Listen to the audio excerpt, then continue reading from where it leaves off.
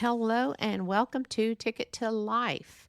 This is Henrie, and I hope that you are planning to do something good for yourself today, even if it means eating a candy bar.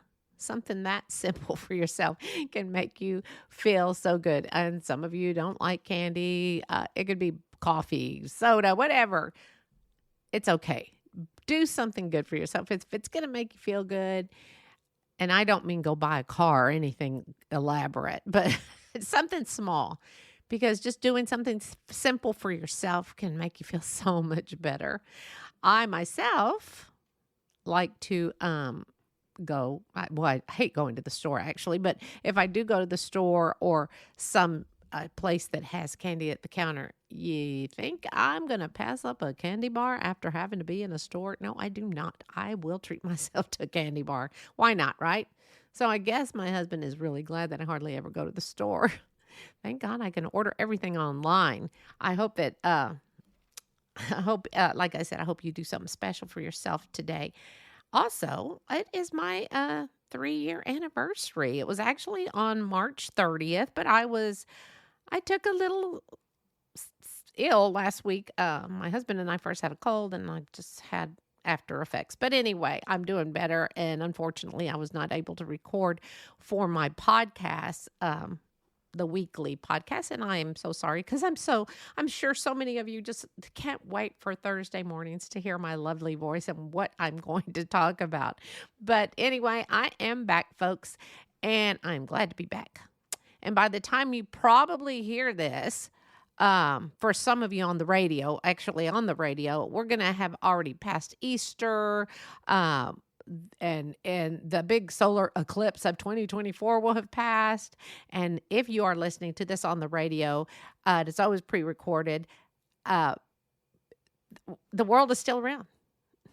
It was not the end of the world. Whew. But anyway, I can't wait to let you know if there was major chaos like they were predicting, if it was a madhouse like they were predicting, like all the local authorities thought it was going to be. Who knows? It could be. I have no idea. Or did they just panic because no one knew what to expect? But it's best to be prepared than not, correct? Am I right? Okay. So, again, this is starting my third year, and I want to thank all of you listeners, who have been listening for 3 years, going on my third. I really appreciate it. Just finished that. I just can't believe that I'm starting year 3. It's kind of crazy because I didn't know how this was going to work out for me. And believe it or not, I am very happy. I love having this podcast. I love knowing that perhaps I have helped some. I have made you laugh. I have made you realize, she's talking about me. But thank you again. I want to thank everyone in all the countries that have, at least, even if you downloaded once and you're not listening anymore, perhaps you'll pick up again, or I don't know. Oh, and the other thing I wanted to let you know, I am now on Google Music. They have a podcast, and so you can listen to all my 100 and some odd podcasts on Google Music. They are no longer going to have a Google podcast. I think it ends in April this month, I think. But anyway, so you can hear, if you like your Google Music, you can listen to my lovely voice and my opinions on Google. Anyway, let's start talking about tantrums. Tantrums and Outburst.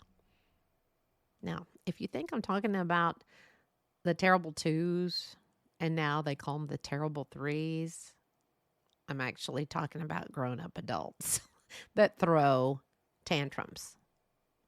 But, if we threw a tantrum like a small child, that would not go well.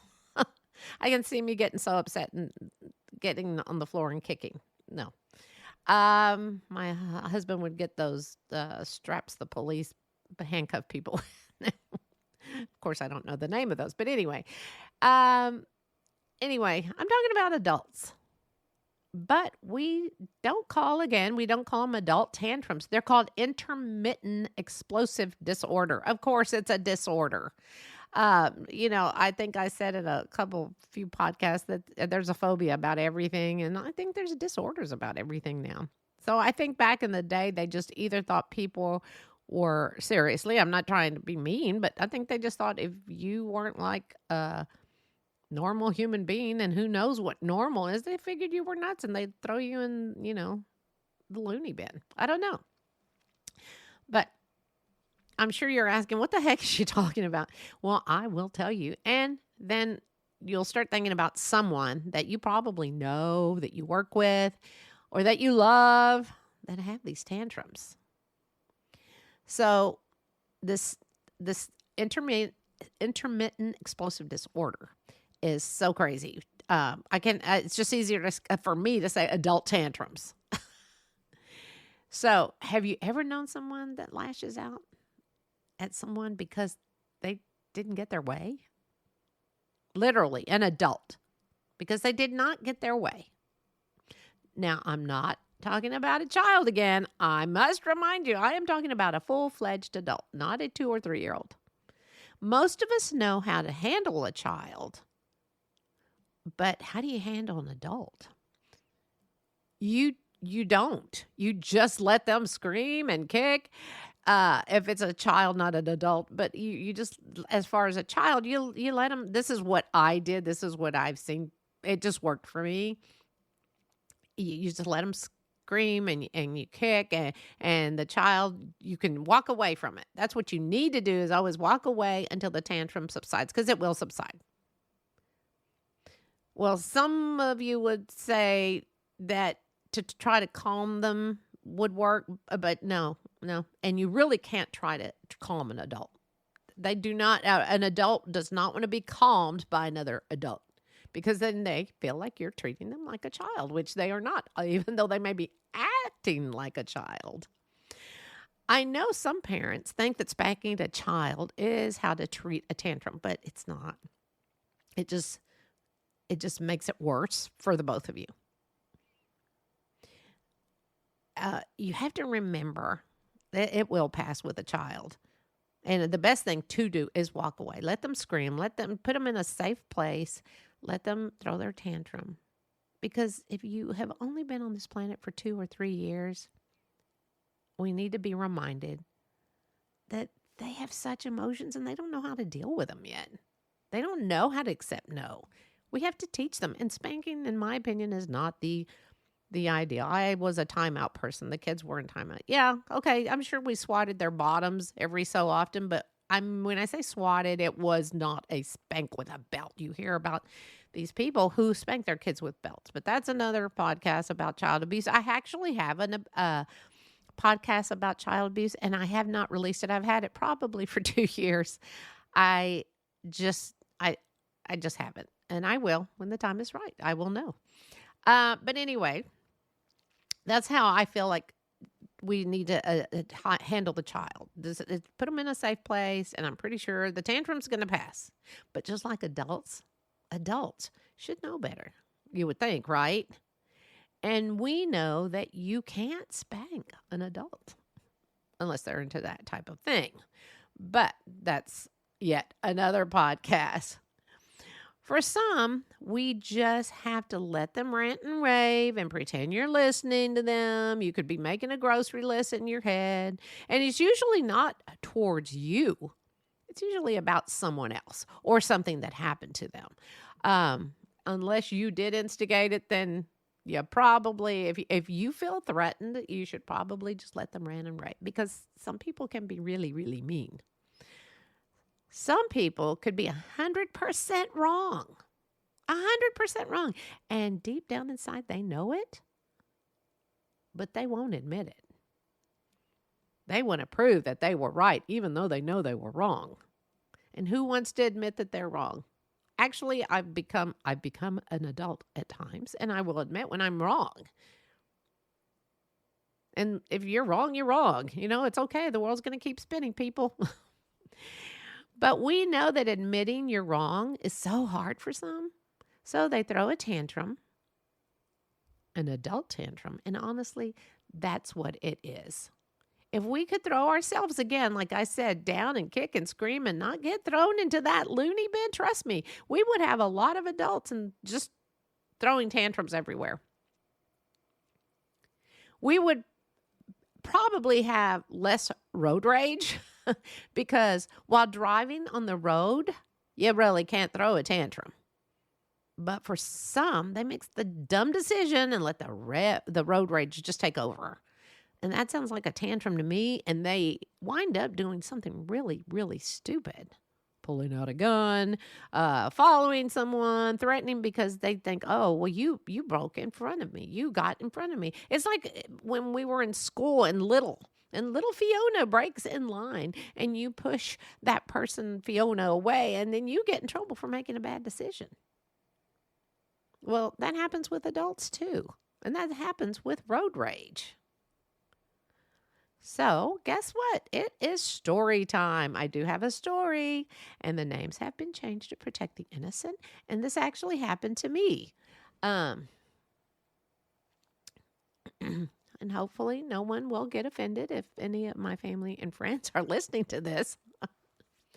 But my very, very, very close, I was very close friends is what I'm saying, with two people, and we literally did everything together. And we were adults. We were not small children. We were adults. Now, if you notice, I said there were three of us. Now, you know that odd numbers in groups, and many times that one person is going to be left out, right? They're going to be left out because it's an odd number. Two may be talking in front and you're walking behind them. What'd you say? And one person doesn't ever want to be left out. Well, anyway, I'm the one who tries and tries not to get involved when friends start getting upset with the other. I'm just standing there like I'm watching a tennis game and my eyes are going from side to side. Now notice I say I try. So DeAndre and Keisha and myself did they're made up names.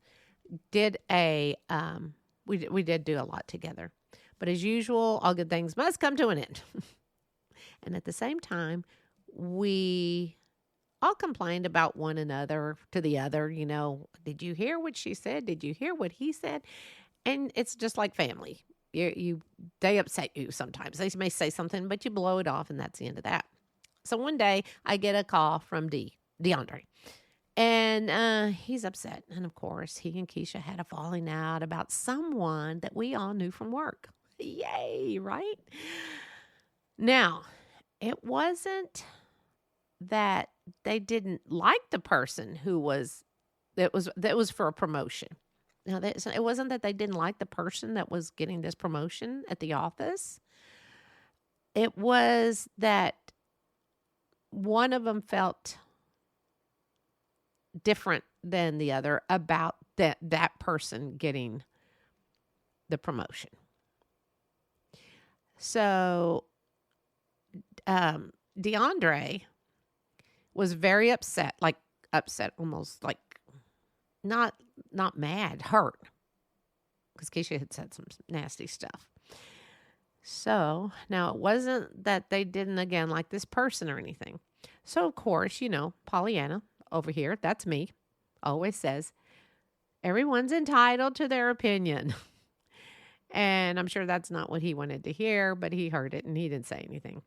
And tries to hear, I do try to hear everybody out. And sometimes I'll listen quietly. Never said I was perfect, but I do try to listen quietly and hear everyone's opinion.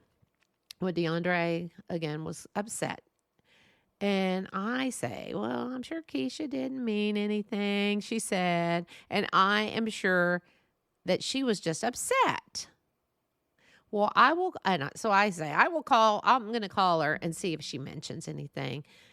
Right? In my head, I could hear my mom saying, don't get involved. And also in my head, I heard, get involved. Well, Keisha answers the phone, and that's all she wrote, literally, for the next 20 minutes. She threw a tantrum. Excuse me, I mean an intermittent explosive tantrum. because that's what it was. It was a tantrum. It was an adult tantrum.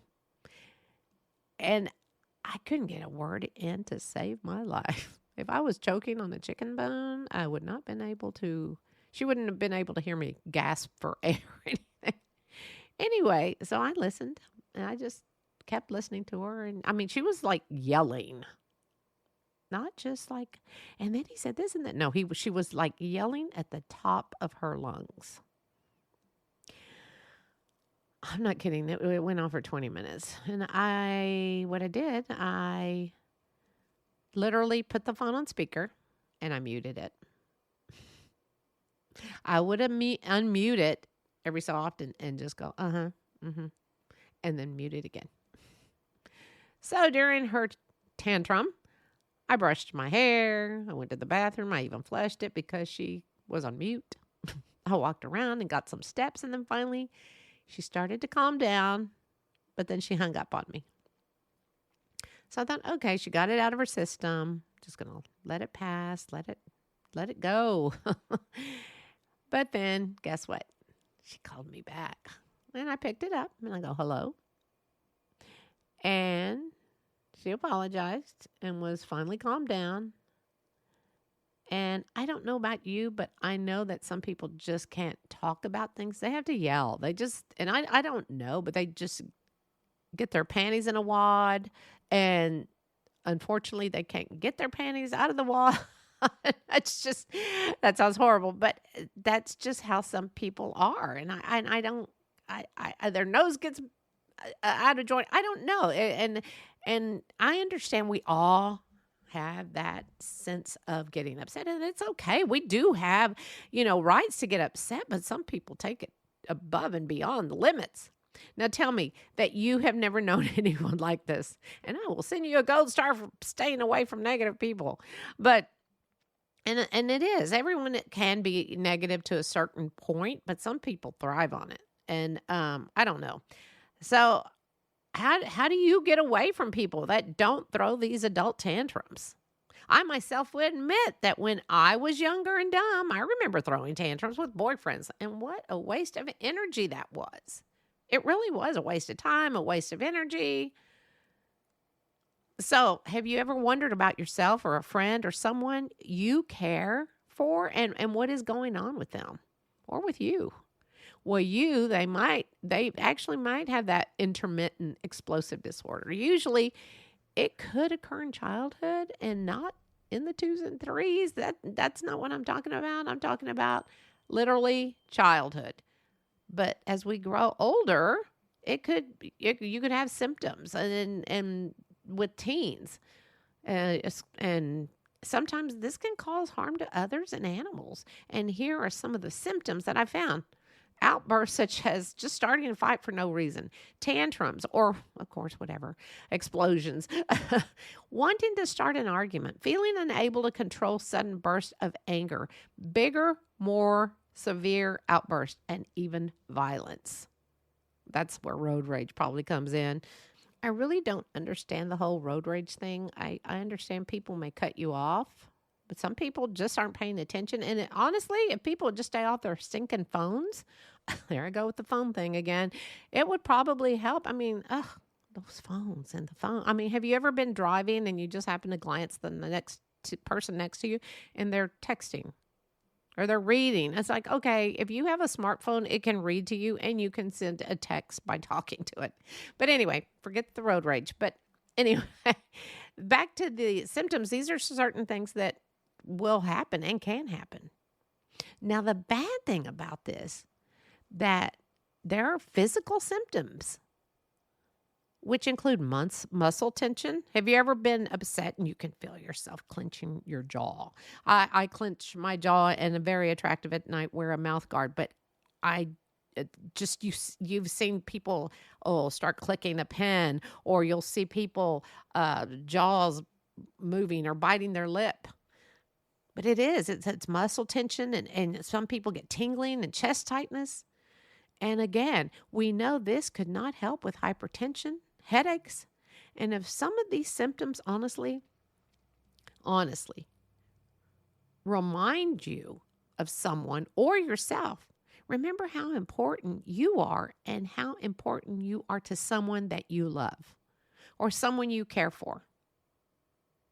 If you do think that you need help, then seek it. Don't be embarrassed. There is no reason to be embarrassed. And first of all, it's nobody's business unless you make it their business.